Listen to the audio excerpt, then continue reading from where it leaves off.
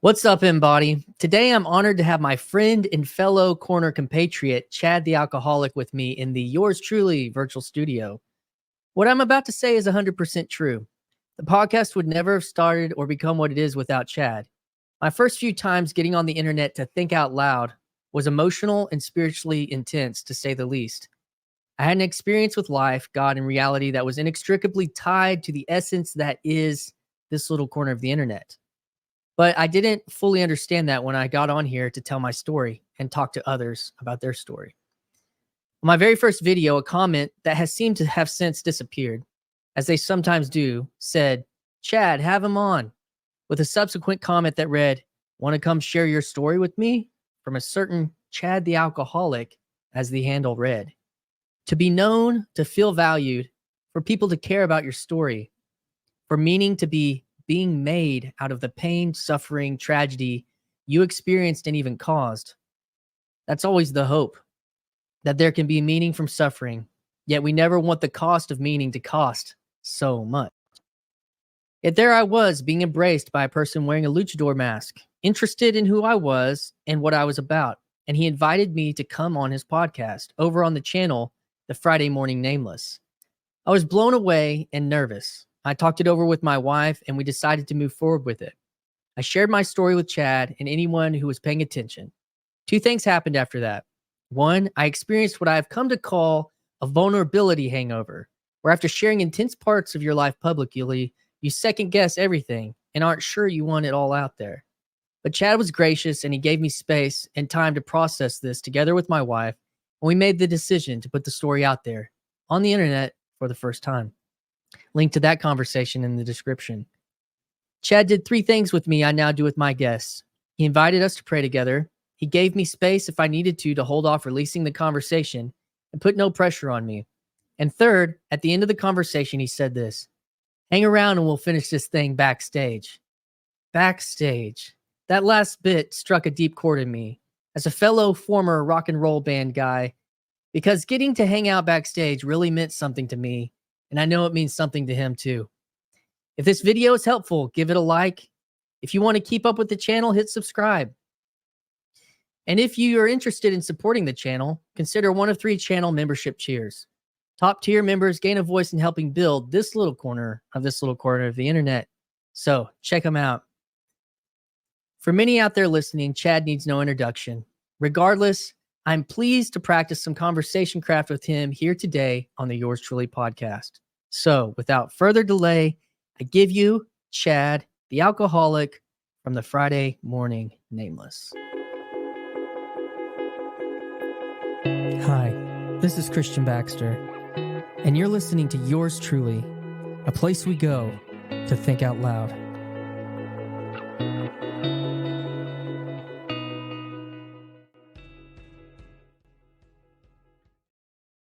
And we're talking. Greetings and welcome to the Christian Baxter, Yours Truly. Yay! This is you got a nice setup, man. I like to get the nice smooth. It's smoothly running.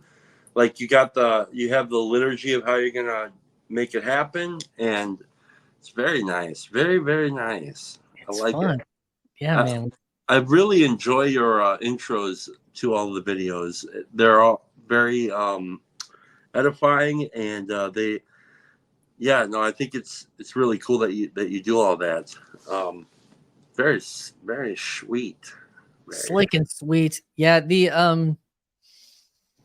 a lot going on there. There's you're flattering the guest.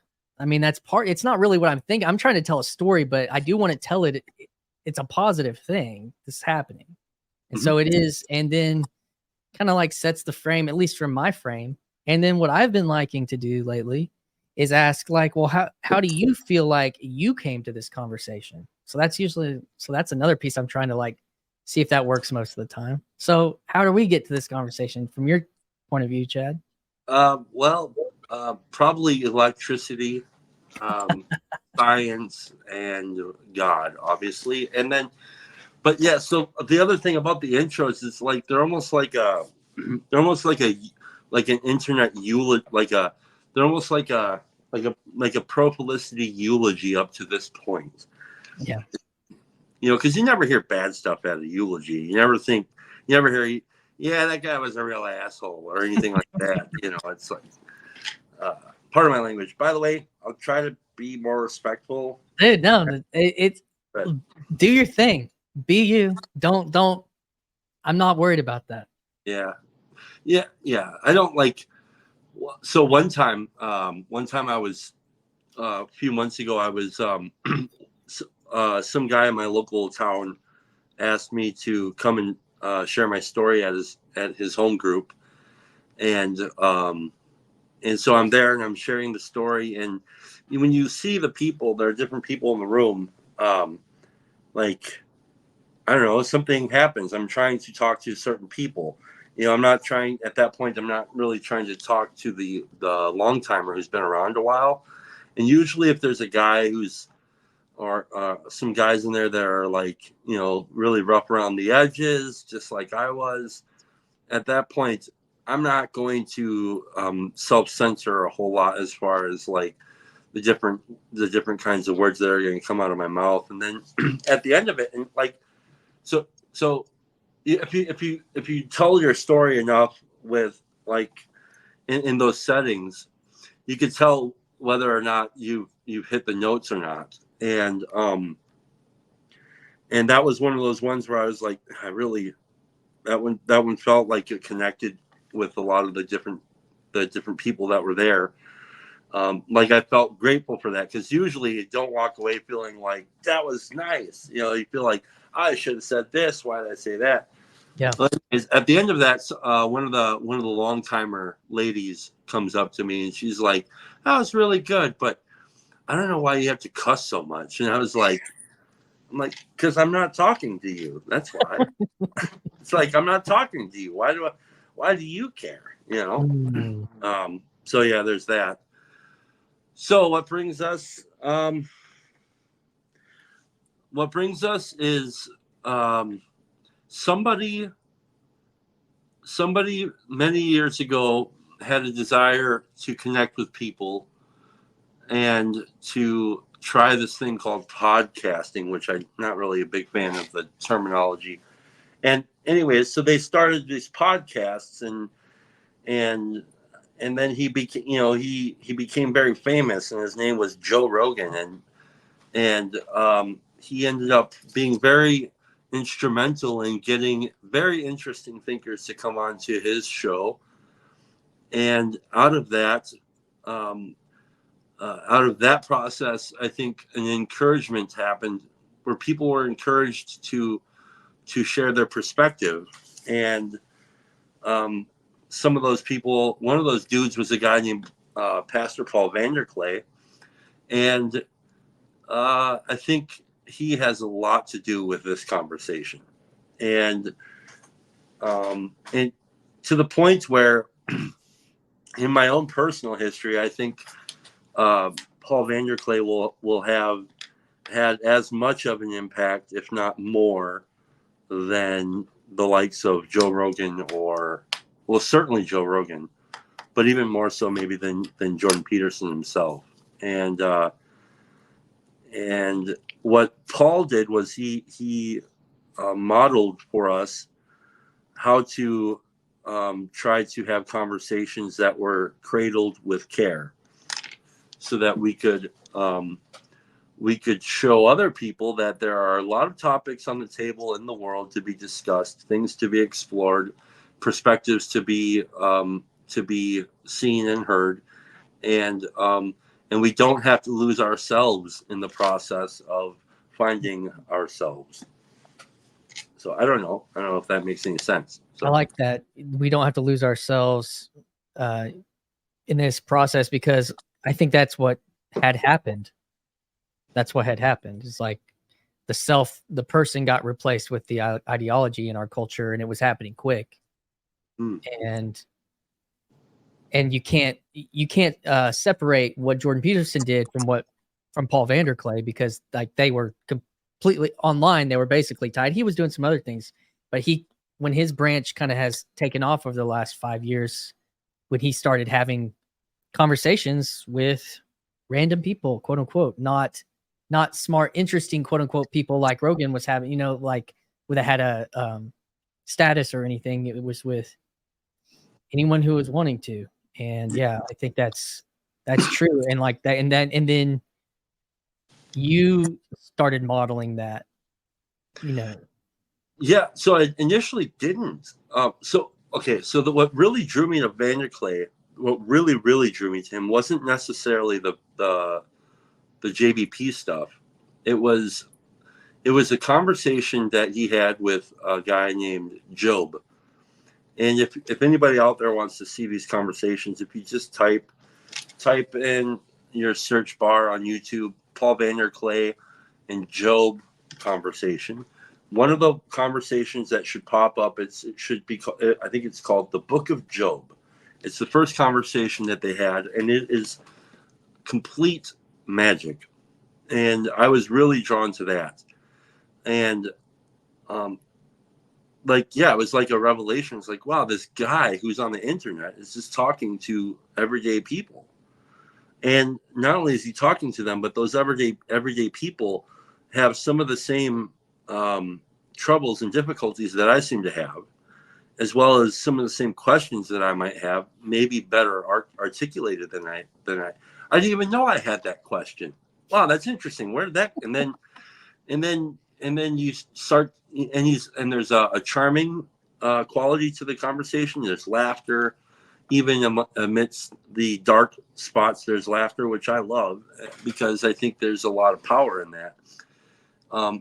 And so that's what I was paying attention to. And then I started initially making like collage videos. Well, how do I say this? Well, some of the first videos I made was under the channel at the time was called the Bridges of Meaning Hub channel. And I somehow decided, I had this image in my mind come up of, wouldn't it be interesting or funny if there was a news anchor who wore a luchador mask and a tie and a coat and a collared shirt and all that, and did reporting on whatever was happening in this weird internet space. And at that time, I don't think we were really calling it this little corner of the internet. Excuse me. It was very Discord centric and YouTube centric. And so I started making these goofy videos that were nonsensical. I was just playing around with collage videos and ideas. I would see certain images in my mind flash up when there was this being said or that being said. And at first they were funny. They were just funny. I thought they were kind of funny. And then later on, they would turn into more serious topics of merging this and this and trying to smash those together and trying to say, like, basically fly a flag. Did you see what I saw? I'm not going to tell you what I saw, but did you see what I saw? Mm-hmm. And then connecting in that way. And there wasn't really a lot of people watching. It was like mostly people on the Discord, and it was like an inside joke. And so I liked that because I never once have thought, and still don't think, that I'm going to be any kind of internet or YouTube personality or anything like that. I'm just playing inside jokes with my friends and doing show and tell with ideas, and maybe be helpful to people who are trying to find some answers. Maybe this guy has part of the puzzle. Maybe this guy has a part of the puzzle. Kind of like when I was playing guitar early on, I would have pieces of Metallica songs, and then my buddy Kevin had the other pieces. And then when we found each other, we're like, oh, we can kind of play a whole Metallica song, you know? Excuse me. So that was the beginning. And it was only a couple months before you started doing the YouTube where there was some video, I don't remember which one it was, but Paul had said it would be nice if somebody else picked up the slack. He said something to the effect that it'd be nice if somebody else picked up the slack on this rando stuff. And I was just like, fuck it, I'm going to do it. And I put out the call, And I made like a video that I was going to start doing these. And then my friend Neil contacted me, as well as Sourdough Neil.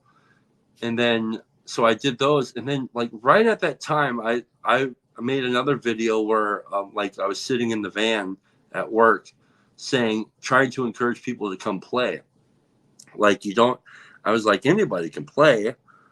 And then right after that, Chris McDonald, Waves of a Session, put his video up. And then who else? There was something else. And then you popped up right around the same time.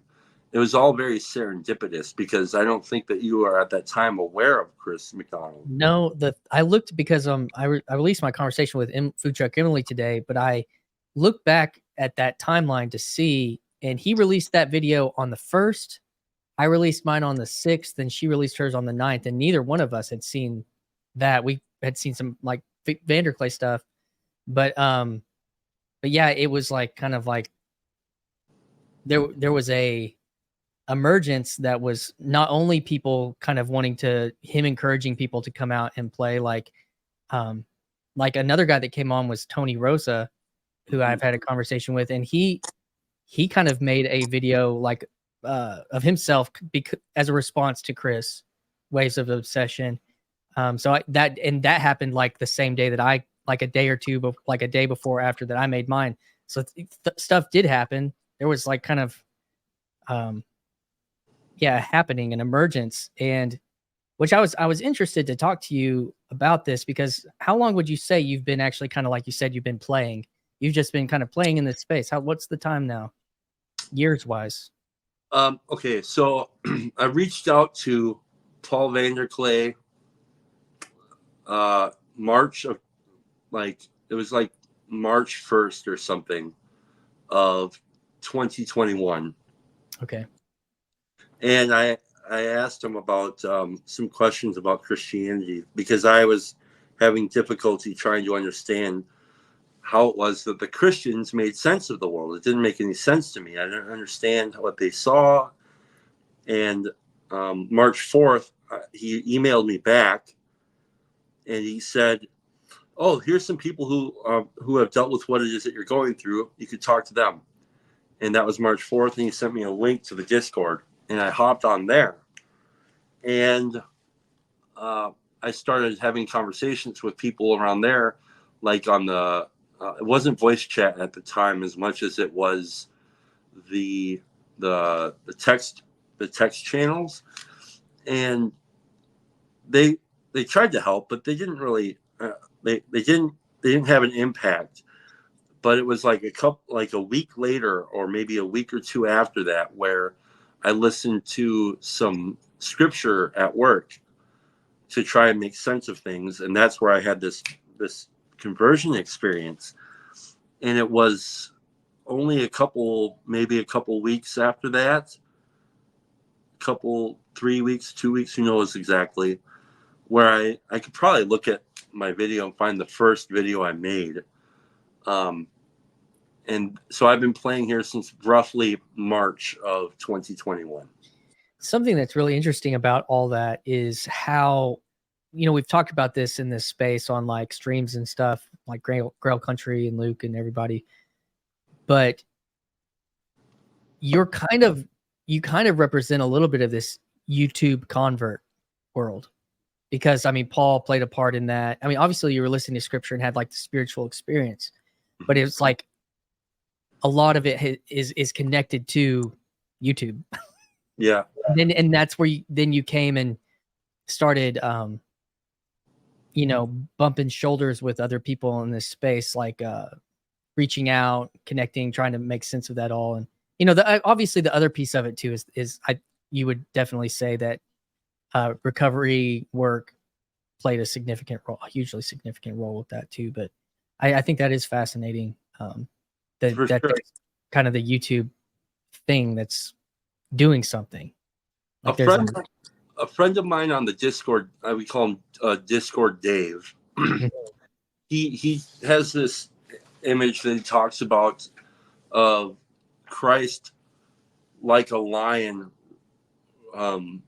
running through the Jacob's ladder, up and down Mhm. Jacob's ladder.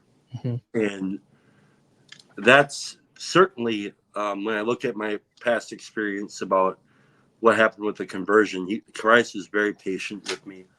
It happened exactly on his time, exactly how he would have it. He had been hunting me probably for who knows how many years. And then, but right at that time, April, March, April, what's before March, February. Mhm. So yeah, January, February, in that time, I had been reaching a point in my recovery where the God of my understanding had reached its limits. I had understood too much. I had understood all there could be known.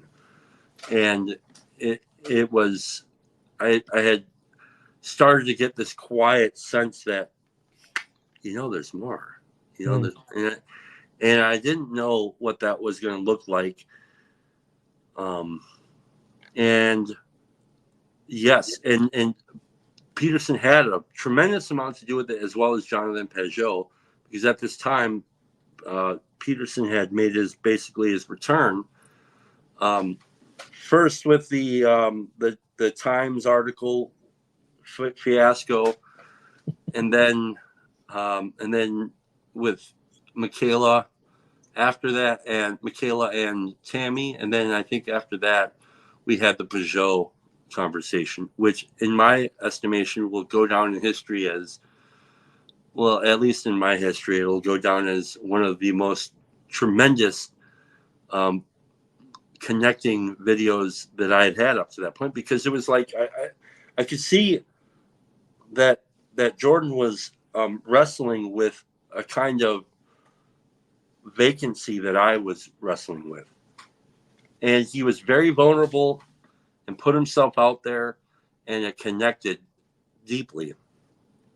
And and I think that like the more and more people I talked to who experienced that conversation, the people that it spoke to is exactly that. They were very thirsty, very hungry for something very deep that they knew was deep, and they probably knew what it was, but could not or would not see what it was until somebody else that they looked up to shared the same the same kind of longing. And the difficulty now is, like, I think, well, the quiet humility that I think I had at that time, which is a longing.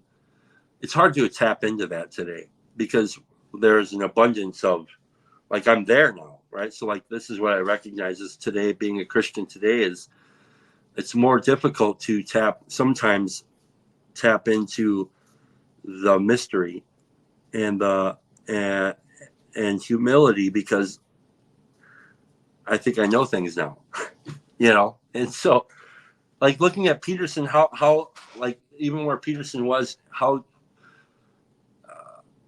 my I guess maybe a prayer for Peterson is that he is able to at some point tap into that vulnerability, and I hope he is from time to time able to still tap into that, because the mystery is beautiful. It is bigger than us, and when we really know that, when we really know that, rather than the things we think we know, that's where the magic happens. Yeah, that well, the big quote from that is something along the lines of, if I can believe that it really happened, that the narrative reality and the actual Objective. reality actually touched in, like, the person of Jesus Christ, like all the myth, all the narrative, all the metaphor, and then all the reality and the earthiness, and that those things that they intersected at the cross, so to speak. And yeah, I think that is a remarkable thing that he said. And I remember watching it probably close to when it aired, or soon, um, just be like, because if you watch his early stuff, you're kind of like, he had it at arm's length, and right there he was like, just, and he's since, I think he has come a different place on that journey since then. But for people that were journeying their faith, it was like this weird thing that we're doing too, journey along together, like with each other in our own stories, but we're kind of this parasocial reality of being able to do that. Even you and I have never met, but like, you know, we watch each other's stuff on occasion and interact on chats. And it's just like comments. It's very strange being able to watch these stories and journey along together. And that's what a bunch of people were doing with Peterson, you know, on one side, you know, without the kind of any other engagement maybe, but it's wildly fascinating. And I mean, and I'm not you and I aren't the first, I was person to have these conversations. I was just catching a little bit of Karen and Sevilla. We just had a conversation come out today in preparation for the conference coming out in Northwest Estuary, and I know they've been having those conversations for years now, you know, but there's I don't know, I think that there's still people needing to have this conversation, you know, myself included, and it seems like there is kind of things are seasons, you know, there's sowing and there's harvesting, and I think that you were, you know, when we have those harvest moments in our life, like at different ways, you know, we could go back and count some of those moments, you know, getting sober, coming to the truth, getting on YouTube, you know, like talking to a significant person on here that's had it, like Paul, like, and you're like these harvest times, and then you kind of have to go back to the plow, and there's maybe you're learning something along the way while you're plowing again, and you know, spreading seeds. Hopefully we're doing something like that too. And it's not as I guess not as exciting, and you feel like in some ways it's kind of like you're saying, I feel like I know this now. I feel like there's not and it is a challenge to get back those moments when we can get back to approaching something with play, with childlike faith again, you know. But are we designed to always be there though? You know what I mean? Like, I think we can't always be playing, but we need to be able to play. Mm-hmm. Well, yeah, the different, what I've noticed, the different modes of play. Well, now that we're doing like this live stream stuff, the actual live streaming, the temptation there is very powerful to just do that all the time. And for me, the more that the more that I engage in that particular kind of play, and even this, which is great because, like you said, this to me, this is these are bits left around so that maybe somebody who is hungry or thirsty enough to find him, God will use them for his whatever he may use them for. And so this isn't really up to us, I think, unless we, you know, delete our channels or something. But this is for others to find. And but what I found in the temptation to always stay in this realm of playing, the less I actually feel inspired to do the other creative works that I was doing, which is a type of trade-off. You know, like I really, and I've been admonished at times in some sense from, like, you know, our friend Grim Grizz, you know, because I used to do more of the collage type reaping videos, yep, and stuff like that. But I can't just like decide today I'm going to do some reaping. Like, what it was is a matter of kind of place, inspiration. Yep, where I was, and then what would emerge.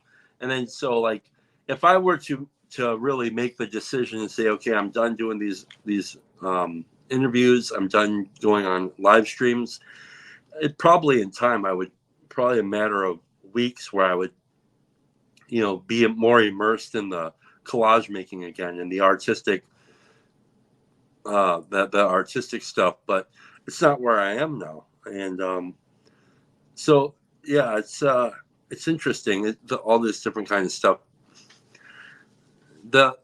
if people are out there and you guys are like more bent towards the artistic thing rather than the having the conversation, lean into the thing that that calls you, because we'll watch it all. We love it all. To that point, Ship Clerk just sent me, I don't know if he's connected with you, but he's doing some of that. And he was doing some with Gabe Stuckey's stuff. And he's like passing a story between him and Waves of Obsession on like blockchain or something. Like they're doing some cool stuff that is more reaping of like clip reaping and harvesting of the clips and stuff. And so I know that it's out there and it's happening like you're talking about. And like what you were just doing was like a call to an encouragement of that. And I know, I mean, I did some of that. When you're talking about it, for me, when I was getting into like, I talk about this like giant exhale that happened getting on. Like, it's like I'm breathing in. And as I'm exhaling, it's like euphoric and there's things that are making sense. The very process of just like actually getting it out there was making things make sense, making things connect that I was seeing online through, I think, the actual process of just getting on and talking about this stuff publicly or having a conversation. It allowed things in my brain to connect where they hadn't. But then once you've done that, like you're saying, it's like, okay, well, all those things kind of connected now. And there will either have to be another season of inhaling or another, I'm like inhaling, another season of that to kind of like, for that to kind of come out. And then there's this other part, where you have to kind of focus and aim at something, and, and if you and I, it's funny because, I wanted to get more into talking to you about your music in the past, actually, and just that we share that in common. And I kind of went through the same pattern. Like when you're talking about what you did, like I kind of embodied that pattern. I didn't even know it. I was doing it. And you were probably like, what's this Baxter doing? I did that a year ago, or 2 years, it's like, but I was just like, there was like something similar that was happening, not that I didn't know. And so I don't know. I felt like we're kindred in that way. And something, I mean, you've been playing some guitar, kind of noodling around on some of your streams and stuff, but I know at one point in your life and in my life, those things, that thing played a hugely significant role in your life. And there was a stream we were both on 2 months ago on Girl Country or something, and you started to tap on it, and then like you were kind of you were in a funk, and somebody like Teo, I think he like said, Chad, stop talking, and it just was like, no, and you I was like, I wanted to go more on that conversation. And do you remember that specifically? That okay, so like you asked me something about like playing music, and then I responded, and then we were going to go back and forth. But that's the thing about the streams is like you kind of have to share, and maybe I'm too selfish, and I was like, I enjoy more like it's hard for me to be patient in those spaces sometimes. Sometimes I really enjoy it because of that pace. But yeah, so with music, like when was the last time? I know it all fell apart. It all fell apart for you, like related to alcohol, and I'm guessing it never got rebuilt back completely or close or anything related to that. Okay. So my story about music. So I was raised in a home that that loved music. So I was raised on vinyl, specifically artists like Eagles, Fleetwood Mac, the Guess Who, Zeppelin, and Journey, and Foreigner, and things like this. These are like the primary staples. The fundamentals, yeah. Six was another one. So I was raised in a house where, when I got to a certain age, actually for many years, even before I got to an age where we could hang out around the bonfire, those records were being played music was always a big part of meaning. And I often say, like, later when I discovered that, so one day, I went to my buddy's house next door, and they had this big screen TV, like the old kind of big ass stupid boxes. Yeah, the wooden boxes. Really big speakers on the bottom. Speakers on the bottom. Yep, the projector TV, Yeah. big TVs. They had this concert playing, and there was a saxophone solo, and then there was a dude on there who was playing, I believe it was a red Stratocaster with a white pickguard, and he was ripping some of the most beautiful guitar solos I'd ever heard in my life. And I thought at that, I mean, I really, when I think about it today, that was very much a spiritual experience. And I was like, who is that? And they said, that's David Gilmour of Pink Floyd. Damn. And, you know, who knows? I don't remember which guitar solo it was. It could have been any of them.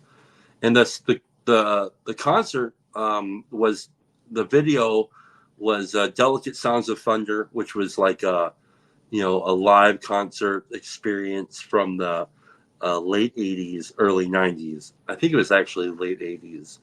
But so that was one of the videos they put out. And I was like mesmerized by this guitar player. And I went out and I started to, this is before my experience with the internet. I asked my mom for, some CDs. And so I got to get, like, Dark Side of the Moon. And I got not Delicate Sounds of Thunder, Momentary Lapse of Reason, and then Pink Floyd's The Wall. And then right around that time, I think it was like 1994 or something like that, the Pink Floyd went on a tour. They put out a live record called Pulse, which was really cool because it had like this really cool packaging where, like inside was a battery with a red light that would blink on the side of it, which was totally cool at the time. And so I fell in love with Pink Floyd. And really, this is my first real first encounter with maybe adopting philosophies. And I'm maybe 13 years old. And there's a lot of chaos in the home. So I really snuggled into music. And then my mom ended up getting a divorce right around that time. And then I went to go live with my dad out in California. And for Christmas that year, my mom sent me a red off-brand Strat with a white pickguard. And what brand was it? I have no idea. I think it was Montoya. That's holy shit. You want to know what's crazy is my first electric guitar when I was 14, 15 was a off-brand red Strat with a white pickguard. What brand was it? Austin. Oh, Austin. Nice. Yeah, not Fender. Yeah, dude. The Fender. Are you kidding me? We couldn't get Fenders. And I got a little PV Rage 158, like 8-inch, speaker. Had a distortion button on the panel. Nice. It was killer, dude. It's killer. It's funny though, we both got that color. Yeah, so I would sit at where I was living with my dad. I would get home from school and I would do my homework poorly, and I would play guitar by myself in the bedroom for hours. And later on, another gift that my mom ended up, or my grandmother, she took me to Guitar Center, which was like, what? And yeah, and a Digitech RP6. Oh, dude. And I love my first multi-effects pedal was a Digitech RP 100, maybe. I don't remember. It may have been so the one that the RP6 was like, it was pretty big. It had like 4 pedals along the bottom. Mine only had 2. Mine had 2. And then it had the whammy wah on there. Yeah, And that thing was cool because you could plug your headphones into it, and like I just would explore all of the sounds, and I just basically taught myself how to play guitar. And then later I ended up encountering different players who had a lot of skills, and that's really where I learned how to play, was kind of playing with other people. And also the other thing I would do is I would put on like the Foo Fighters or Sublime's self-titled, and I would put those on, but I would play my own things to them. And so that's how I learned how to play. And that's how I learned how to create. Like I never was disciplined enough to actually learn other people's music, but I could feign talent by playing what I wanted to play to it, because I didn't know this, but I guess I'm a Protestant. And that's where I learned how to create. And then I would do a lot of creating in that way. And then I had a couple of bands along the way. After that, I moved back to Wisconsin, and later ended up making a really good friend who like was another kind of outcast like me. He was way more cool and weird than I was, because he had like long hair, and he wore like, you know, Harley shirts with wolves on them, and smoked like Camel wide cigarettes. And he's like, you know, 14, 15 years old, and he had this really bitchin' Ibanez S series. And Was it 7-string? Was that 7-string? No, I was never a 7-string player, but Your friend, the Ibanez wasn't. It wasn't. It was like, it was a Satriani series. Okay. It was like an early model Satch, which had the cool rounded edges around the, you know, it wasn't like boxy at all, but it had like nice smooth round edges. And he was a fairly decent guitar player. Like I always thought that I was a little better than him, but that's just maybe it was true, maybe it wasn't. Doesn't matter. The point is like he made me a better guitar player, because I got to play with somebody and be creative with somebody, and I could smoke cigarettes at his house, and as well as, you know, get drinks here and there. And later, eventually, we started a band called True Variants. Totally cool band name. And then that all kind of broke up. The drummer ended up finding a gal, and they ended up getting together. And then I moved away. I ended up meeting a gal and moved from northern Wisconsin to Oshkosh, which is more southern, kind of a college town, and tried to continue to do the True Variants thing with a different drummer, different guitar player, and it just didn't really work out. And then eventually, and I tried out for different bands along the way. One time I played in a band that I can't remember what they were called. A couple of different bands. One band we played in got to play the side stage at the rave in Milwaukee on Halloween. Guar historically would always play at the rave on Halloween, and we got to play that show, and that was like my first taste of doing something kind of like we paid to play, but we got to play in front of people, and so that was kind of fun.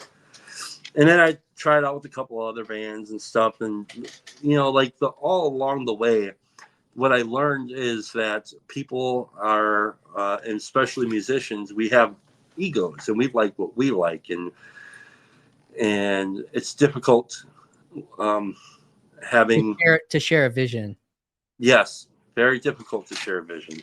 Yeah. And if you know me, then you know that I'm disagreeable, which I didn't know that. I didn't know I was disagreeable, but I like things this particular way.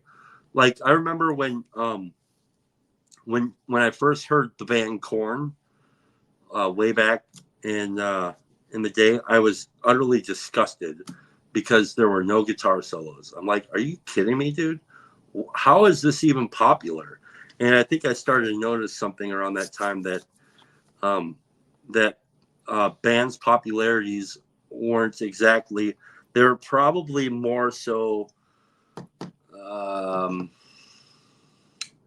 cultivated or created rather than emergent. Yeah.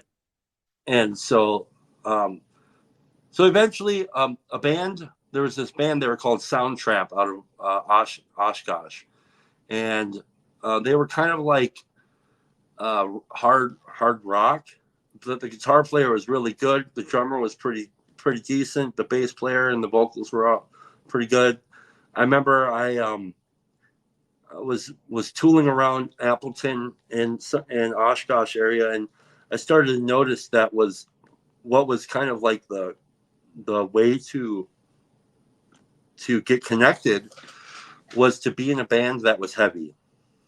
And I liked quite a bit of heavy music, but also disliked most of it. And what I desired was if it was heavy and melodic and had good dynamics. So that was what I really wanted.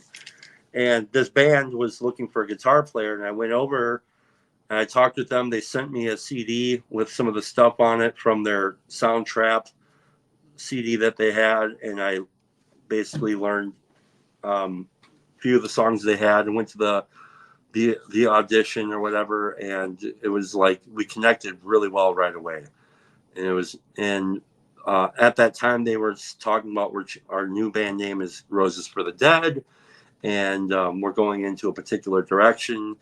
And I was like, sign me up, dude, let's do it. And I started to really, your face is like frozen. Are we still going, bro? Oh. Well, he's gone, so I'll just continue to tell the story. So I connect with this band, and we start to make a record, and start playing shows here and there, and it was a lot of fun. We played a lot of music. Let me see what's going on here. Okay, where was I? We started to make record. We started to record or write songs, and come into the sound that we had. And we were very much influenced by artists like Killswitch Engage, but mostly like Metallica. And we went through different iterations of that. And eventually, I don't know what's going on here. I don't know if he's going to come back or not, but we'll see.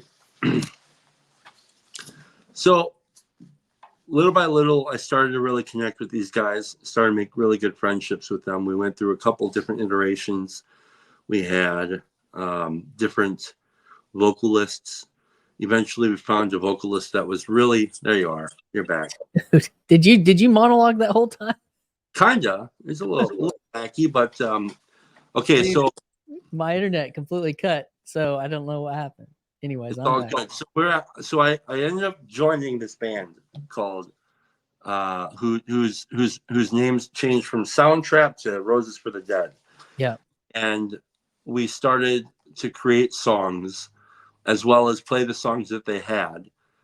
And the bass player, Josh, was the vocalist at the time. And he was also the primary lyric writer. And Chris Schaefer was the primary riff writer. And so coming into the fold and being allowed to share in the writing of both lyrics and riffs, we started to develop a sound. Eventually, we thought we should get another vocalist because Josh was good, but we needed more. And so we found another vocalist. We called him Schmeef.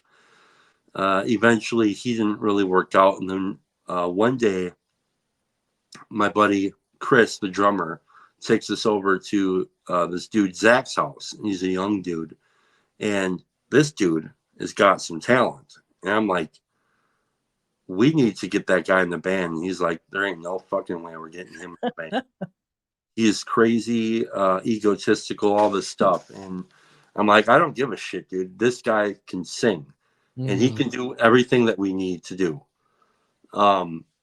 Eventually, we get him into the band, and we really start to come into our sound.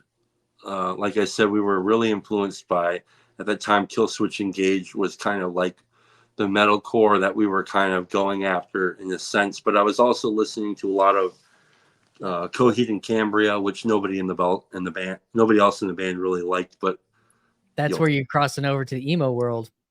Yeah, but like the thing about Coheed and Cambria is the guitar work is super technical. Yeah. Yeah, reminiscent of some classic rock stuff. And like Rush or something.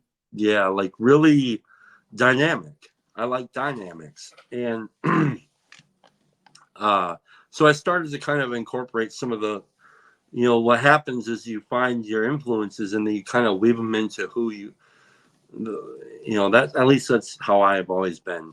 And we went to a studio in Indiana, I think, and recorded two or three songs. And then later we ended up going to a studio in Zion, Illinois, and recording the rest of the songs. And so we recorded in two different studios. Was that your first experience with like studio recording? Yes. What was that like for you emotionally, getting to that place? So when we recorded the song, I think the song was "Wake Me Up." I think that was the song. The drummer Chris was doing the tracks, and he nailed it like first take. We did other takes, but he nailed it first take, and I wept because it was a powerful moment. I thought, because my whole life, all I really ever wanted up to that point was to be able to make a record that I helped to contribute to in the writing, and I wanted to record one, and I wanted to be able to walk away from that process knowing and being very proud and grateful of the final, all that stuff. Now there are things when I look back at the mix and stuff, we meddled way too much. We should have just let the engineer do his job and keep ours, keep out of it. Because I think it would have been a better mix and all that stuff. But, egos. But I was so grateful. I mean, I was like, I couldn't believe that this is happening. This is we paid for it ourselves, mostly the drummer, because he was like the one who had his head on straight. Yeah. He was really the manager for a lot of it. I would do a lot of networking. So I would go out and I would find a lot of the other bands to work with, and the shows help find the shows to get connected to and stuff. But Chris was the level-headed, basically the boss of the band, which was very good. We needed somebody like that, and he's the guy that you want for that. And so we made that record. We went out on a tour out east. I don't remember all of it. I was drunk for a lot of it. I do remember some of it, but very, very little do I actually remember of actually being on stage or anything like that. And then we came back, and so like leading up to that tour, the girlfriend that I had at the time broke up with me, and my alcoholism was being cranked up quite a bit. The guys were like, I'm sorry, but you can't be drinking at practice anymore, which I did not abide by. You can't be drinking when we're playing it live at shows, which I did not fully abide by. And I was kind of being I was definitely being a nuisance. And at the time I was living in the office space that we rented to practice at. I was living there, and I was working, but living in this office space, and there was no shower. So I'd get done with work and I'd go to the band spot, and I would like wash my feet in the sink. And so I was working at I was working in shipping and receiving at a company that made metal products. And it was nasty, dude. I was just nasty. And I was like 140 pounds. Or no. I'm sorry. That's not right. I was 180 pounds, which is really small for me because I'm like 6'2". I thought I looked great. Meanwhile, my buddies were like, dude, something's not looking right about you. You look fucked up. And so I'm living this really messy lifestyle, and just kind of very, very hedonistic, all that good stuff. And I end up, my brother, he's like, hey, I think I can get you a job where I live down here, which is like 2 hours away. And I'm like, why would I do that? I love my life here. He's like, I don't know, man. It sounds like the company you're working for isn't treating you well. So he what was really happening was he was really concerned with me and my health. Yeah.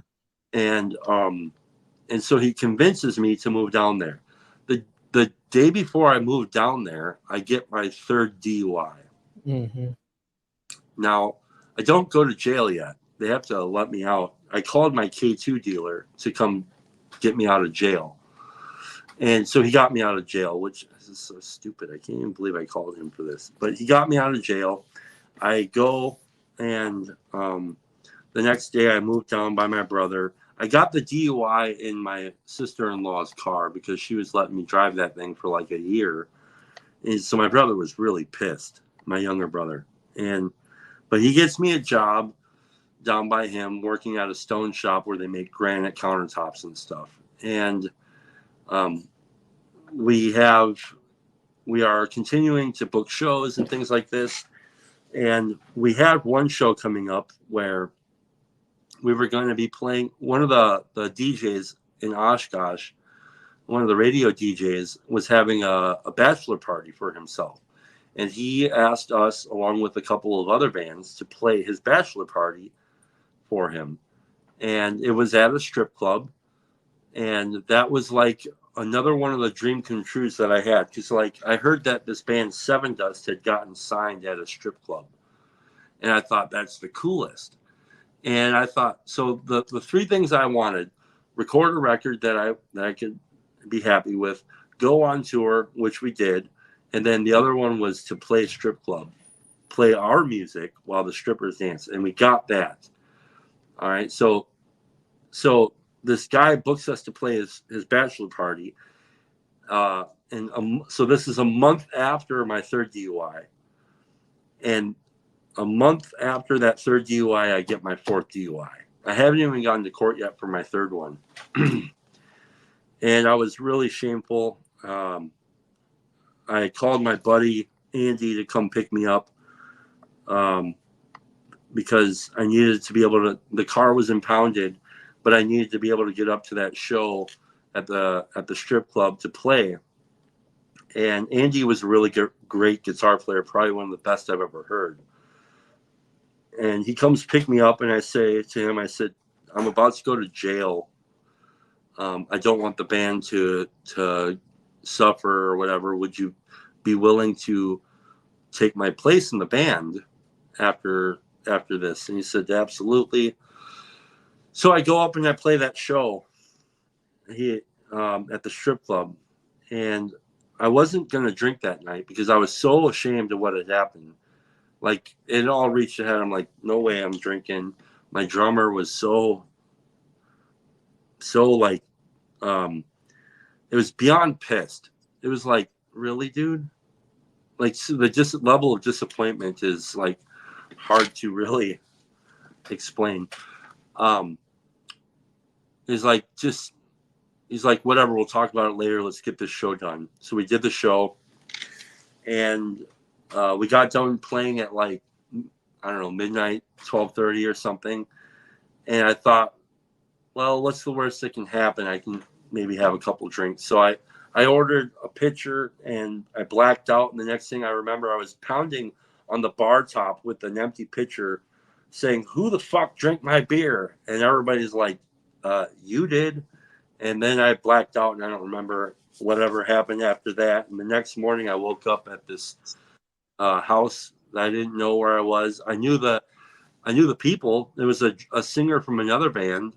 It was at his house, and he gave me a ride over to the Perkins, and I ended up having breakfast there. Just kind of like, dude, what in the fuck is wrong with you?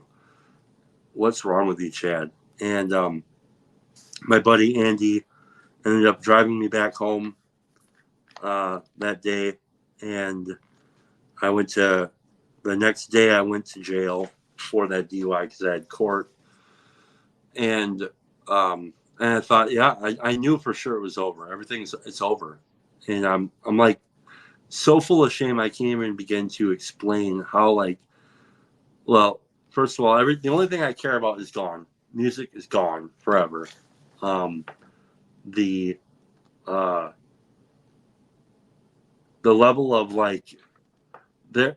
I remember walking from the courtroom into the jail. The building is connected, and I remember looking up as I was walking past the door through the threshold, and I remember thinking, I can never drink again. This can never happen again. And I never did drink again. It But stole from you. what's that? It stole from you, and you stole from yourself. Yes. And the whole time I'm in jail for like the next 7 months, going between that county and this county. My brother visited me once. He was like a couple blocks away from the jail, so he could have visited me, but he didn't. And thank God he didn't, because that's the last thing I needed was anybody to co-sign my bullshit. And so, like, deal with it, and that was like the best thing for me. And I ended up getting out of jail and like 7 months later and taking part in this program called Alcohol Treatment Court. And which was a really strenuous process, because you had to, in the beginning of Alcohol Treatment Court, you see a judge every 2 weeks. You're on house arrest. You have to each week, the week before, you have to make out a schedule of where you're going to be, when you're going to be, how you're going to be, and you can only go to work, church, or AA meetings, or the grocery store, and that's it. And so I was doing this, and you had to meet the judge every 2 weeks, as well as go to 3 AA meetings a week. And then you had to get like a sponsor, and all of which I didn't want to do. I was really upset that I had to do this. But I eventually started to see, like, I identify with these people in AA. And it was like a month into that, must have been 2 or 3 months into that. My buddies in the band said, "Hey, we're gonna be at the rave, and we're gonna be playing side stage opening for Kill Switch Engage. Damn. Do you want to come down and watch?" Mm. And I said, "Yeah, that'd be awesome." And meanwhile, while I was in jail, the time, Josh, the bass player, he passed away.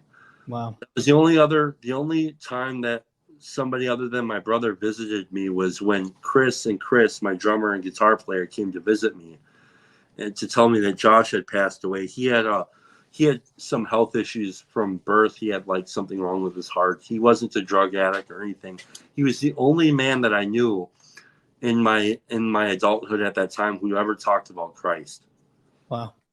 And I would make fun of him for it because he would put it in his lyrics, and I just thought that shit's corny. And so I was really dismissive of him, and he ended up passing away, and that hit me pretty hard. And so when like I said, I got to the Alcohol Treatment Court a couple months in, and these guys were going to play a show. I asked the judge, well, I talked to my sponsor. I'm like, these guys are going to be playing the show. It'd be kind of cool if I can go. And he's like, well, why don't you just ask the judge? And I was like, he's not going to let me go. He's like, how do you know? I said, okay, I'll ask the judge. And the judge let me go to that show to watch, right? I get there, and the bass player that they had didn't show up. And they said, we really need you to fill in for us because you're the only person who knows the songs. Well, I haven't even played a guitar in that entire time. And I went and I remember I was so nervous, dude, and so like this is so surreal. And I remember um I was standing with my back to the crowd, before the first song started, and I said a prayer of sorts to whatever God would listen, and the music started, and it was the most intense feeling that I ever had, and I don't remember much. I remember feeling exhilaration, and then there were kids that were down in front watching. I had my bracelet on for the house arrest thing. They were like pointing at it, laughing, and it was a really powerful show. And I remember just being completely grateful for that. And then um, we decided that we would after that they were going to do a farewell show, and so I I they asked me to play on that show, and we played another farewell show, and that was very, very powerful. That was many months later. After that, I didn't play at all for a long time. Um, Maybe There who knows? seems there seems to be that there was a redemptive arc for music for you in that way, because Mhm. it's crazy that the one guy who told you about Christ, you end up, not taking his spot directly, but like that wouldn't have been the case otherwise, and then you got to play for the band that one of y'all's biggest inspirations y'all got to open for, and it's a big show. Um but what happened? So you're about to get there. So like, what happened? Why did you kind of lay the axe down, so to speak? Um, okay, so the why I didn't pick up a guitar for like the longest time. Part of it was I was in jail, but then after that, it was like um, I I didn't have. Uh, I ended up donating the guitar that I did have to the Josh. There was a memorial show with a raffle and stuff.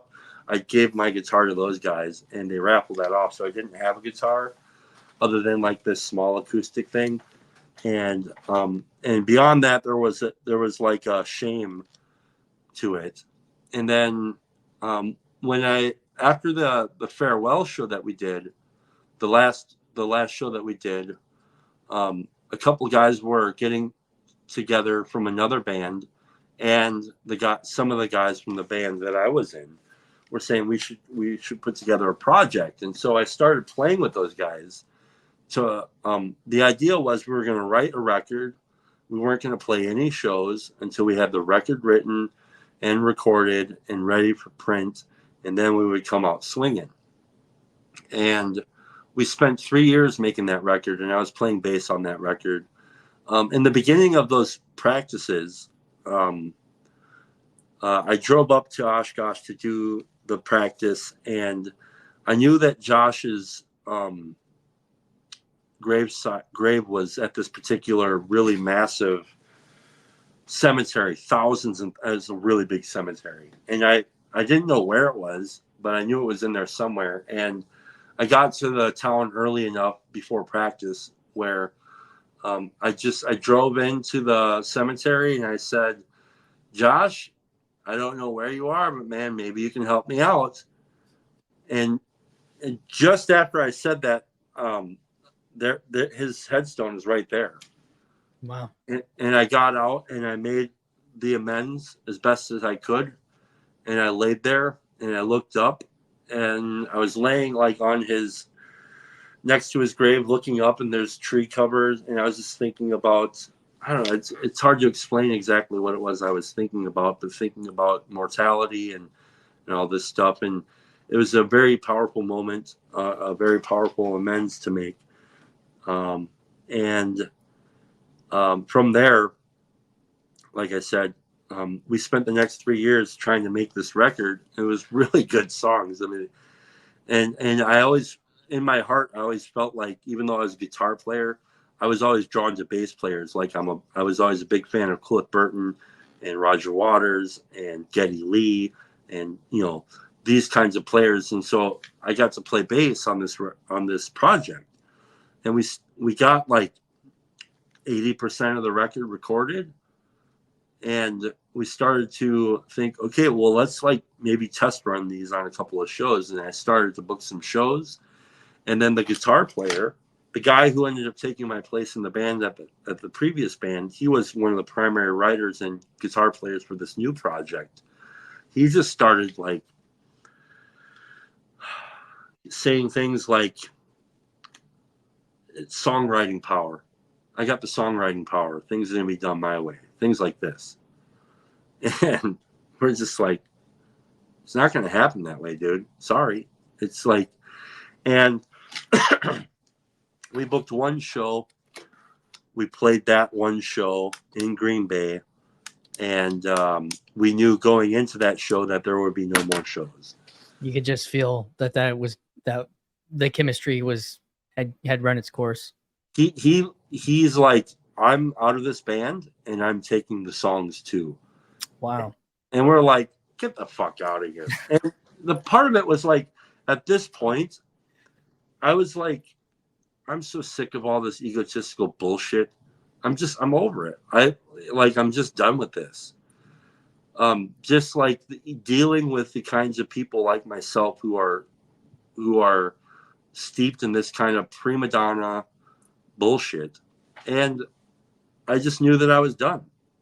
And so I was done with the music, and the desire to create had left, and it wasn't because of that. What I found out later was all of the creative energy that I would pour into writing songs stemmed out of questions about life that I didn't have answers to.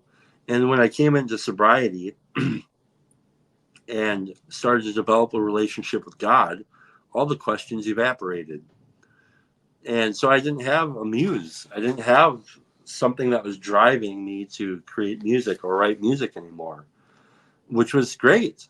I didn't feel bad about that.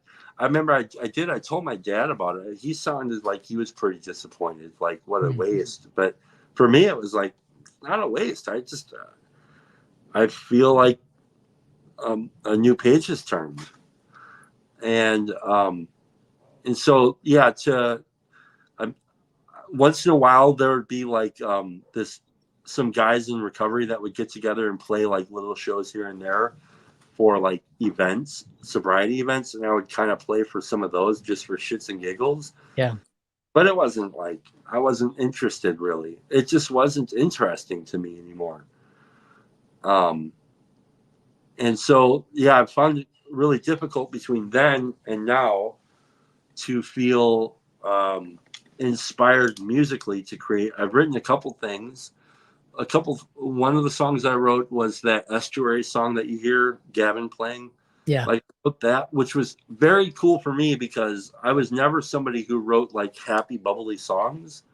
And so that was kind of a fun, happy song. And that was like a big move for me because I've not been somebody who could do stuff like that. And then another song I wrote, which is called All the Saints Come. And that was a song about God. And so since then, I like all the music that I have doing right now. Like if you watch me play on my channel, I'm just doodling around just for fun, just burning up time and enjoying playing. But I don't have a creative desire to create music like songs or anything like that. So that's the story. I know it took a long time to get there, but that's the story. I haven't. I mean, have you talked about that story much specifically online? Not really. A little bit here and there. Yeah, I know there's been pieces, but you know that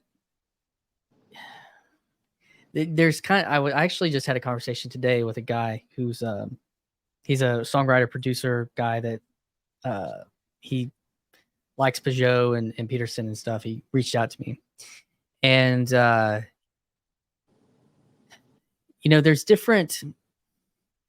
there's different things that draw us to music, for me, one of the biggest things was like just the idea of being in a band, like with the people. And, like you have to have something underneath you. And I've never been like a huge songwriter.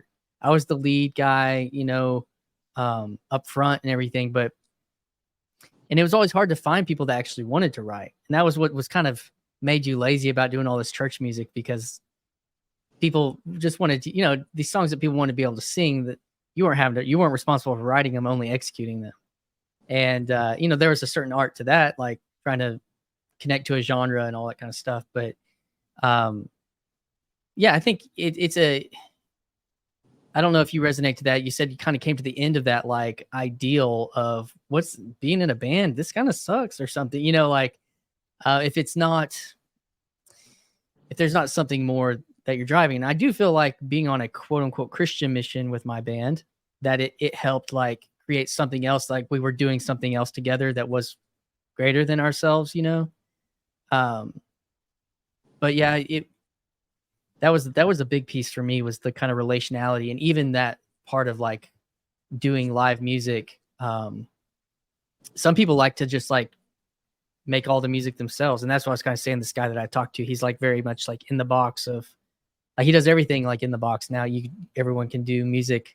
You don't need you don't need other players, to accomplish this musical goal, which is an interesting thing about how things are right now. But it was just, that was probably the biggest thing for me, and why it was painful too, because so much of music was relational for me. When it comes to, because if you want to execute music live, like you're hearing it, you have to have more players than yourself generally, even if you are running tracks or something, that's still kind of weird, like just you and a bunch of sound. So yeah, there's a guy that I used to see. He was a really talented player, but you could tell he was hard to work with because, well, he was nice and stuff until he wasn't nice. But this guy would be like a one-man band, like he'd have all the backing tracks and they kind of sucked, and like the bass licks were back there on a tape, but it was weak. And so he was performing this stuff live, and he was like all in his glory, man. He's all into it. But it's like when you're watching, it's like, this sucks, dude. This sucks. And so I never wanted to do that. I never had a desire to be in a cover band. It wasn't a thing, probably for a couple of reasons. One of them was the lack of discipline I had around learning other people's music was probably had a big contributing factor to it. The other part was, I really loved writing music, and I do love performing music, but I loved performing our own music. And so that was always a big, that was the main thing for me. I was never a cover band dude. Yeah, I was pretty much, I mean, I wrote songs. I released a little EP back over 10 years ago that had like a couple of original songs, but that was like kind of the end of it. I've written one song in like the last 7 years, maybe a song and a half. I've a couple of things, but one that I really put together. And cover bands. What's up? I'd like to watch the cover bands. Like I saw a cover band perform Bohemian Rhapsody once, and they were a really well put together cover band, and it blew my mind. And I thought, what a gift to be able to watch a live performance done really well. Like, it's hard to find a live performance of a song like that done really well. And it was like, I'm kind of emotional, so I get moved by things like that. So I just never had the desire to be on the other end of that. Sure. Yeah, it was, I think it was like I was getting to do this thing without having to the church cover music circuit that I was part of. Like, I didn't have to like discipline myself as a writer, like you're saying, like that. But there were other pieces that I was disciplined at, but that was not the one. And for whatever reason, like we were drawn. I love, like you were talking about, enjoying different aspects of it. Like you love a good melody, and some of the heavy stuff, when the melody starts to get lost, you're kind of like not that interested in it anymore. And I'm similar in that way. And so I don't know. That's That's a great story, man. I was interested in it. This space, we talk about a lot of things, about the big players and all these kinds of things, but and you're hearing a lot of other people's stories, and pieces of your story get put in there. Mhm. But like, hey, let's get him on. Let's hear the Chad music story, like in all of its glory, in all of its shame. And What I yeah, really loved a lot about that too, just another quick thing about that whole era for me was yeah, I loved being in the music scene. yes, Like that so community. yeah, because part of it was we were original music, and then we were a metal band, and being that in that way you couldn't, nobody was going to hire you to come into their bar and play. They wouldn't even let you do it for free, and so what we decided was, well, nobody's going to hire us around here to do this, so screw it. We'll just put together our own shows. So we would go and rent the VFW. We would find the best bands that we possibly could within the entire state. We would rent the sound and lights and stage, and we put the thing together, and we would throw really big shows of very talented original musicians with our original bands with their own merch and everything. And we said, nobody's going to tell us that we can't do this. And so we did that. And it was very enjoyable. I loved load in. I loved load out. I loved all of that stuff. Yeah, Every bit of it was I loved being in the middle of all that too, yeah, yeah. It's a that's a whole ritual. Pulling the if you have a cool like travel case with your gear and the casters and they're rolling off and you're like, it's substantial and this is my rig, and everyone's setting up and being backstage and kind of having that exclusive nature regarding the show. Yeah, that's what I kind of mentioned, the whole backstage thing, in that intro, because like that's just, you love being backstage, like it's awesome. It is awesome. And I think, like, the part you were saying, I was wondering, so would y'all do if your band was the one managing those festivals or those shows, were y'all the ones like taking the ticket money and then like going back, like were y'all running that also as kind of like a production bit of an event production business? So yeah, Chris, the drummer, he ended up there would be almost it was you're almost always gonna pay to play still at the end of the day, Yeah. because you want to make sure you pay the other bands their gas money, and and then a little on top if they're bitching and moaning or whatever it is, and then you have to pay for the lights, the stage, and the sound. Yeah. And that's expensive. And eventually Chris ended up buying a lot of his own stuff. And after the fact, like today, he does his own kind of light sound production. Production. Yeah. And so he makes the money now for his own thing. And so yeah, it was basically, but it's not like nobody's getting paid really to do this stuff. The venue is making the money because you're bringing in all these people, to buy their drinks, and so they're the ones who really make out. We just get we got the privilege of being able to Entertain entertain. and Yes. and be backstage. Yep. Yeah. Yep. To make the backstage, we're LARPing as rock stars. Until you aren't, or you are, that's kind of, are we LARPing as podcasters, Chad? Uh, for sure. I mean, and I've said it before. Like this little corner of the internet very much reminds me of kind of the spirit or the energy of what the music scene was like. Yeah. Part of it was like there's this other band. They were called Bound for Severance, and Derek, the primary vocalist, guitar player, songwriter, was so talented. And they would come out with a new song, and they would release that song at the show, and we would just be like, oh my God, that was amazing. Now we have to up our game. And so we go in the wood shop, and we put something together, and at the next show we would, unleash two songs that were, good, and they would be, and so it was like this friendly, iron sharpens iron type thing. Yeah. yeah, and that was cool. And like I'm kind of like, so like in this case, watching you come into your fold and to be Christian Baxter, yours truly pod, it's been really cool because, well, first of all, I don't really want to do this as a career, and I do have a career, by the way. Yes, you do. But I can also see, like you're one Yeah. of a very few different people who I think actually have the ability, talent, drive, and um, uh, and all the stuff that it takes in a good way to do this in a way that could possibly, actually be the career other than the one that you have. And so that's cool, and I want to encourage you to do that, just like anybody else who has the actual talent to do it. And if you don't have the talent to do it, and you have the desire to play, then come play anyways. Let the talent rise to the top, and let the players have fun playing.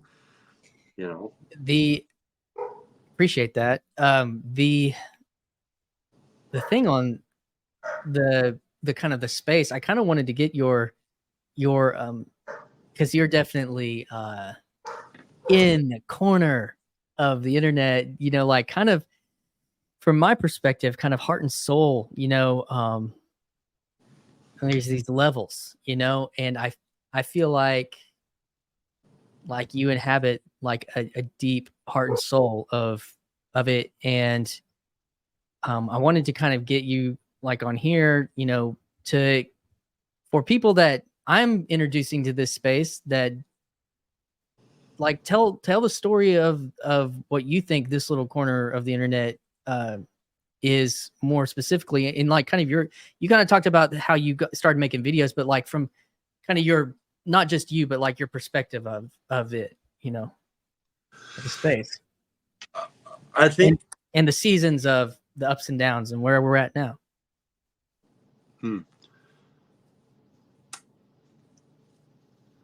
I think what this is people who are interested in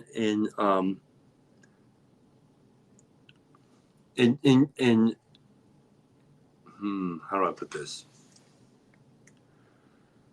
People who are interested in kind of like a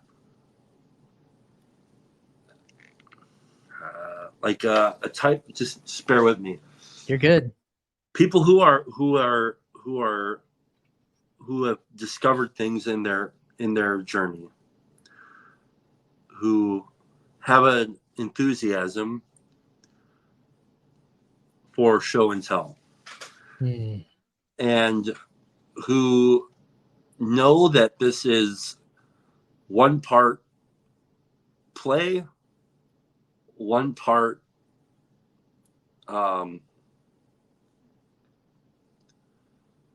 some of the more deeply meaningful experiences that one could trip over, and one part leisure, I think. And what happens inside of any of those parts is something like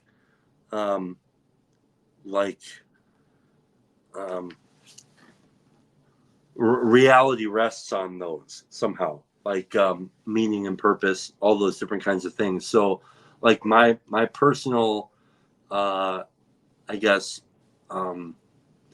mission is like I kind of view each video as a time for leisure and for fun and laughter and maybe discovering new things. But actually, at the end of the day, it's hopefully leaving little thimbles of living water in the desert that somebody might trip over when they need it. And they don't, so they, who knows what people will find as they're scrolling through the internet. Just the other day, we had a dude named Chef Dennis. He tripped over a live stream that I had, and it's been really cool to have that dude come in. And he knows nothing about this. Yeah. And that's exciting. I love when people get to, and to only discover it, but not only discover it, but also like it's always exciting to see some people come out of the lurk and speak their mind. Um, it's connection. It's as Luke Thompson would say, it's personal. It's relational. This isn't. And I think we're on the cutting edge of it. I kind of made some jokes the other couple weeks ago. I was talking with Neil, and I said, like once Disney and like Netflix and these other companies discover what's happening as far as actual live streaming on YouTube, like who knows what kind of market those people are going to want to try and tap into. Yeah. Well, I think it's already kind of, there's already some people watching. For sure. And it's not, I know you had your kind of disagreements with the Scenius illustration, but the part in that was so fascinating to me whenever I heard Jordan Hall lay it out was the part where the vultures, which you're kind of talking about, that want to commodify, these kinds of things. And then you have popularizers and you have the ground level things. And I mean, that's kind of what you're talking about. And I think it's interesting because right after I came in, it wasn't a month or so later that Clara starts to like put the microscope on. And I was like, whoa. Mm-hmm. Like after I'd watched that Scenius stuff, and I was like, there's someone like paying attention to this on the level that they think it's unique in such a way that it's worth studying. I was like, oh, that's nuts. I wanted to get two thoughts on this specifically as like, even though I know this person, I want to hear like, talk to me about Griswold Grimm. Because I know for you, there's something there. Well, maybe. So I've had like Grizz has been at this table. He's came here for dinner. I know his first name. I know his last name. But the Grizz that you see on the Griswold Grimm Virtually Not Alone live streams is really no different than the Grizz that I'm going to sit in the car with and have a 45-minute conversation at Chino by ourselves. He's very guarded. So I know Grimm as well as you do.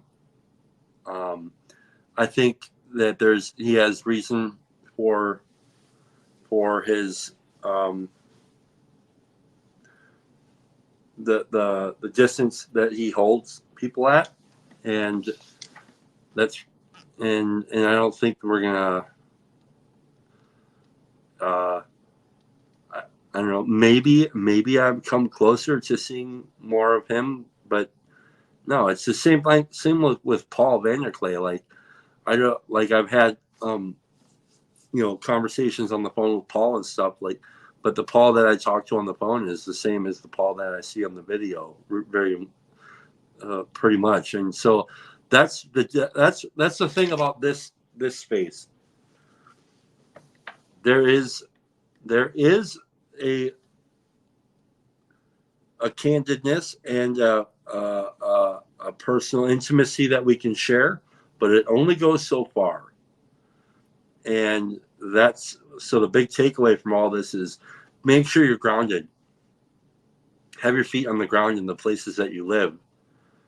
But this is because I do think, like you're saying, there are people who are watching, like Claire is watching, and there are other people who I'm sure who are watching. And this particular mode of conversation or communication will be amplified and become more commodified in the future.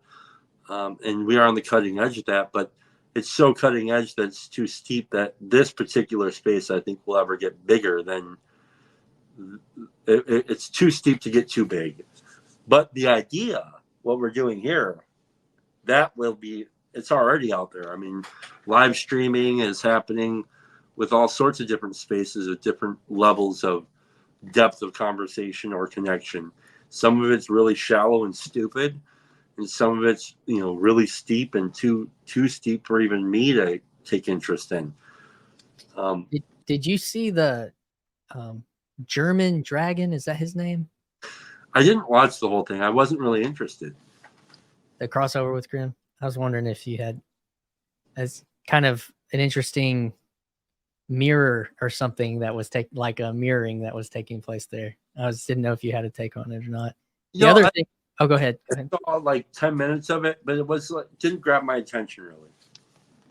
One of the other pieces I wanted to ask you about was, so right when I started, I didn't know how long or if this had been going on a long time, but the Luke doing like streams like 3 times a week live in the morning, like that was a massive space filler that I don't think that I didn't recognize because I hadn't been doing, but that was relatively new when I kind of started playing.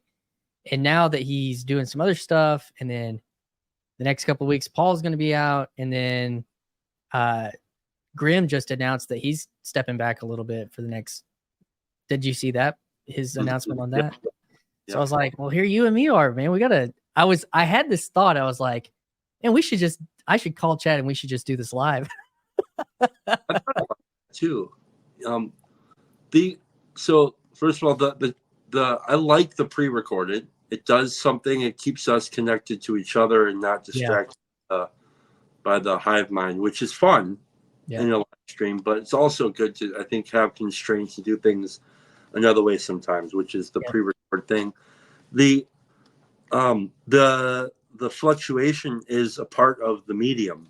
This has always happened. So the corner has never been one particular thing. It's always had like, it's so like part of the, I think part of the essence of the corner is it does have to do with medium. So it has to do with technology, and it has to do with personal connection with others, and it has to do with ideas, and it has a lot to do with language. So those 3 things. So it's always kind of floating and weaving out between these different things. And so you have Discord, you have YouTube, then you have StreamYard, which came later. And who knows where it's going to go from there. But it's always this thing. And sometimes it's Jacob's channel that's going to be hosting, or initially it was Jacob's channel hosted all the Just Chatting things. He really sparked that off for us. And then for whatever reason that fell away. And then other people started coming in. And then you had those people take hold the attention for a while. And then you have somebody else come in. So I knew that once Luke started doing that, and that it was going to hold attention for a long time, I knew that it would eventually fall away, because that's how this always goes. And so, and also I also knew that once, Vanderclay goes on vacation or something, there's always kind of like a lull in everything. We all kind of feel that lull, and then he comes back, and then we're surging again, and then the attention's on again. So I don't know. That's why this thing could never really be systematized or locked down to a particular thing, because it's not in its DNA. The DNA of this is very specific. Again, I think it has to do with this as a whole has never been a money scheme. So certain channels have made their money, which is fine, but it's not a lot. Made a few dollars now. Yeah. But like us as a whole, we're not going to unionize, right? And so money is there, but it's like Peterson made money right away, right? But he was making his own money. And it also has to do with trading ideas. Like, I'm going to steal something from you. I'm sure of it, right? I stole much from Grizz. I stole from Paul. I steal from, that's the other part. We kind of take what we like and we try that out for a while. And we also use the tools of innovation, has a lot to do with it. And language is one of the tools of innovation that is constantly being grappled with. I don't know if I missed it or if it never happened, because Grimm did that kind of all call on his Discord for the channel captains. Was there an actual meeting that ever came out of that? Not that I know of. Do you know what I'm talking about? There was something, I don't remember I exactly tried to what, get it like onto a calendar, but and I sometimes that happens too, right? Like somebody will throw out some idea that we want to try and play with, and if it doesn't stick, then it doesn't stick. yeah. You know, and I know I've tried, made different, like there was a project that I was a part of where we were doing uh, a Peter Pan adaptation story, and we played with that for like a year, and nothing happened with it. So sometimes, you know, it's like, It's also summertime too, and people are more out and about. And the other piece of that I was thinking of, because Grim made this joke. He's like, because I did this interview with the South of Sunrise guy about that video he made. And then he's like, that killed your Truly Strange show with Pete because y'all haven't done it since. I was like, because, I mean, partially because it is summer. And but the part about that too is that made me think that that 24-hour stream kind of killed it killed something too. It's like when Grimm put it that in that perspective, like you do something and then it kind of quote unquote kills the thing if it can't, like, I don't know. It's almost like yeah, there's something interesting there, and uh, I don't know. That's just what that was making me think about. the biggest concern I've had over the stream stuff, especially since the beginning of the live streaming, there's been a murmurings of people wanting to do 24-hour streams, and I've never liked the idea because, like, if you're streaming 24 hours a day, 7 days a week, there's actually nothing that is special anymore.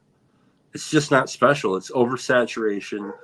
It's played out. It's annoying, and I just know from my own experience, even the time that I've poured into doing the conversations and randos conversations that I've had, my own spirit, my own creative spirit suffers from it. So I can only imagine if you're a viewer, like, and you have to like tap into 24 hours a day, 7 days a week. This is going to be just gross. Mm, You know, it's hard enough as it is for us to watch all this and that. Like, it's just so difficult. yeah, that's what I mean. I have to have like conversations with myself on, like, it's okay. You do what you can do, and you pay attention to things that really try to pay attention to the things that you want to pay attention to. And I have felt like putting more time to this, like when I first started playing, I was like, I was on some other streams and I was on your channel a lot more and all this and you kind of feel bad because you're like, oh man, I'm not feeling like supportive or something. Then I have to like remember, like, um, but you're doing what you can do, like you're doing what you can do. And it's not that you don't care about this person or their thing at all. It's that you're trying to do something else too. Right. And I think I would want, I maybe extend that grace or that perspective to you on whatever, and if something does, like strike you, you're like, oh, because like I hopped into that conversation the other night on your channel about death and hospitals and all that kind of stuff. Like I was like really glad to get to connect to a little bit of that, and also, you know, just support what you're providing there, but also enjoying being a part of it and connecting on all those levels and stuff. So yeah, man. Well, dude, I appreciate you a lot. Go ahead. Go where you're going to go with that. I think the thing that the direction that I want to probably stick with more than anything as I move forward, like if I decide to take a break of my own, which I know I will, it's going to happen. I don't know when it's going to happen, but it certainly will happen. But the one thing that I do want to continue to cultivate is the Not Estuary show. Those are some of my favorites, I think, and it serves a good purpose. It serves the whole as a good like a good contribution to the whole, which is what I mainly want to be doing anyways. And so if I do that and stick with that, and that ends up being the thing, then wonderful. The other thing is people are I'm more than happy to have people submit or just send me their conversations, and you could use the channel so you can have your conversations heard. Like, that's cool too. But so the main thing is the Not Estuary show. Those are very enjoyable. But yeah, at some point, I mean, who knows? We may have children at some point. Who knows? Maybe. at that point, I'm like, here's what I noticed that, so when Job ended up having his first and second child, he stepped away from the corner for a little bit. When Cassidy was pregnant and had, like, she stepped back a little bit. And there were some other folks too that had children. And so, like, if that ends up happening, which, Ann and I are constantly trying to go there, then I will have to take a break. And Gotcha. Yeah, and that's all good, it is, man. Well, dude, I thanks for like coming on, making this happen, and we'll keep bumping into each other, keep encouraging one another. I know you like I credited at the very beginning, like you were the biggest encouragement to me in this space when it came to doing all this. So much appreciated. Anything I can do to help, let me know. All right, man. Well, I'm gonna shut this thing down and don't go anywhere. We'll end this thing backstage. Bye, everybody. Hey, everyone. Thanks so much for tuning in and staying with us until the end of today's episode. Your support and digital connection are truly meaningful to me. If you've enjoyed today's conversation and believe that these discussions bring real value to your life, please consider liking the video and subscribing to the channel. I'd also love to hear your thoughts, so leave a comment below and let's keep the conversation going. Your feedback and interaction are crucial in making this space even more meaningful. Also, I've opened up channel memberships on YouTube. By joining, we can foster a stronger community of connection and support the continuation of more conversation craft. Membership is set up to foster this in 3 ways. Level 1, connect via members-only community posts for channel feedback, behind-the-scenes moments, and supportive membership branding on comments. In addition, Level 2, get to watch podcasts a week before they air, along with other unique members-only videos. At Level 3, join scheduled monthly focused small group discussions with other kindred spirits from all over the world. Thank you again for being a part of this journey. Together, we can cultivate meaningful, supportive digital community right here in this little corner of the internet. We'll see you next time.